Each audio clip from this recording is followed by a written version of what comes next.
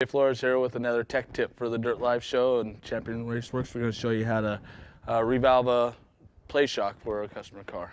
What you got to do is pull the nitrogen out of your shock to make sure there's no pressure, gas pressure in it before you do anything with pulling the bottom of the shaft out. And do that by pulling the Schrader valve out of it. And it just reassures there's no gas in the shock. Sometimes they do bypass, and then that's a whole nother deal. But if that, get somebody that knows what they're doing to help you with that. Otherwise, you could have a mess. Would be pull the bearing assembly apart. On Fox shocks, they have a set screw in the bearing assembly. It's for the dust seal cap, and just got to loosen it a couple of turns. And then a set of spanner wrenches. And pops free. You should be able to push it down with your fingers, and that allows you to push the bearing assembly down and get a pick, and there's a clip in there that you pull out. For me, I like to have like a clean rag down, and that's why I set my tools on so I don't misplace them. And then be real careful when you're pulling the shaft out so you don't make an oil mess. I take them out real slow, tilt the shafts, make sure I drain all the oil back in the shock so I don't lose much oil, so we can revalve without having to add any extra oil. Two vices, so you can pull the shock body out and stick it in a second vise.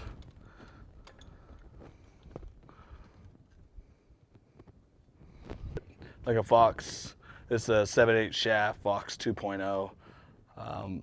On smaller cars, I tend to like a 5/8 shaft just because it's the shaft acts kind of like a spring, kind of. So the larger the shaft, the faster the volume of oil is going to move in the shock because you're displacing more volume of oil with the shaft diameter. So sometimes on a light car, bigger isn't always better. That a 5/8 shaft is quite adequate and a little easier to tune and gives you a softer initial ride.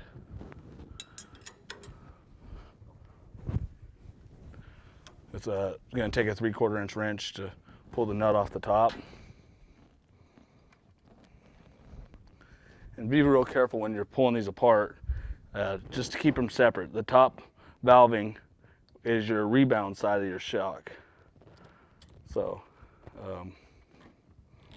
and on your piston, the rebound side has 4 small holes on a Fox 2.0. On like a larger shock, some will have 3 large holes for the rebound side and 6 holes on the compression side to have more volume of oil go through on the compression side. On these, they have 4 really large holes on the compression side, and that's the difference of the piston. So always set it up so your rebound's facing up so you don't get confused when you go to put it back together. It just makes it a little easier for you. And then the compression is on the bottom side of the piston. And then again, this one has 6 valve shims on it, and I'll show you how to measure them. They measure in thousandths of how thick they are, and there's a chart that tells you on Fox's website that tells you what the percentage rate is for valving. Because it is on a light car, we're going to lighten the valving substantial to make it a lot softer ride. Since we're going to lighten up the compression side of this shock, I tend to always do the compression side first because that's the first set of valve stack that has to go back on. So we start, usually the bottom one is a 20,000 shim, and that's one you just really hardly ever change. And so I just always double check to verify it's 20 thousandths in case somebody else has been into the shocks when I'm going to revalve, and then check, make sure what all the shims are, so then you can go.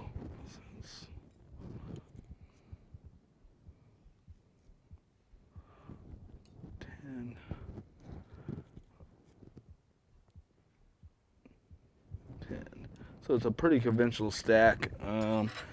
Like I believe on a Fox chart, it would be 35 on the compression side. The rebound is probably going to be in the 60 or 70 range on their chart. We're going to probably lighten it up to where it's a complete eight thousandths thick stack, so it allows it to open up faster and not be so initially harsh. The valve stack is all staged size, kind of. I think of it kind of like a leaf spring stack. It folds open together, so like if a leaf, you add a leaf. That'd be kind of what the rate plate does. If you lower your valve stack closer to that rate plate, the slower rate the valve stack opens up, which makes your shocks stiffer too without having any valving. It's a way to do it if you don't have any extra valve shims. Otherwise, Fox or King or any of them sell valve stacks, for their shock, for their specific shock. You call and they'll ship you whatever you want. Again, make sure the larger amount of holes go compression side down. And on the Fox, they have a little tang that helps keep the valving from being sucked into the piston. Fox hasn't really updated their piston very much on the 2.0s. A lot of people have gone to larger shocks, almost across the board on suspension. But these are very efficient shocks, easy to work with, seals are good. Again, then it's just a matter of playing with the shock tuning or shock valving and to get your ride the way you want it. Then again, I'm going to leave the rebound alone on this because it seemed very good.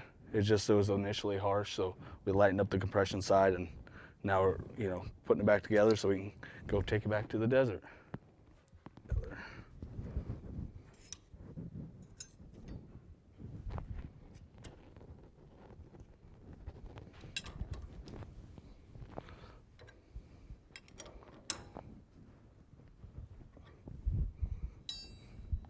Now we're going to reassemble the shock. First thing I do, I go put the Schrader valve back in it so the piston doesn't get displaced in the reservoir when I put the shock shaft back in it.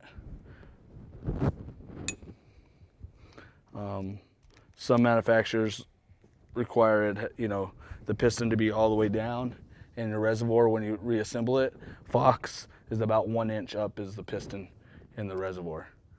And usually if you pull the nitrogen out of it and be real careful when you're pulling it apart, it usually stays about that.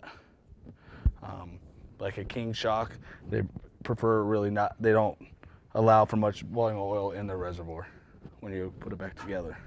When you're putting like the 2.0 shock together, is make sure the wear band's on, and I tend to tilt the shaft and slide it in so it doesn't pop out on me. And then I work the shaft in so the oil sits up flush. So when I put the seal assembly in, it pushes out all the air. So there's no air in that shock. And then repeat putting the clip back in it so it can't come apart. There's a groove in there, and just make sure you put it back together. It pops in all the way, and slide your shaft back up. Screw the dust seal back down. This doesn't have to be very tight, just snug, and then the set screw keeps it in place. If you over tighten it, it tends to where you can't get the shock back apart, and then that's a whole nother issue. You have to send it to somebody that's professional and pull it apart. And that's pretty much how you revalve a shock. All right, let's just... TJ here with Champion Raceworks with another tech tip from Dirt Live Show, and hopefully we helped you guys out and learn how to do some of your own suspension tuning. Next time, hopefully we're in the desert and we get to show you how we do it in real life.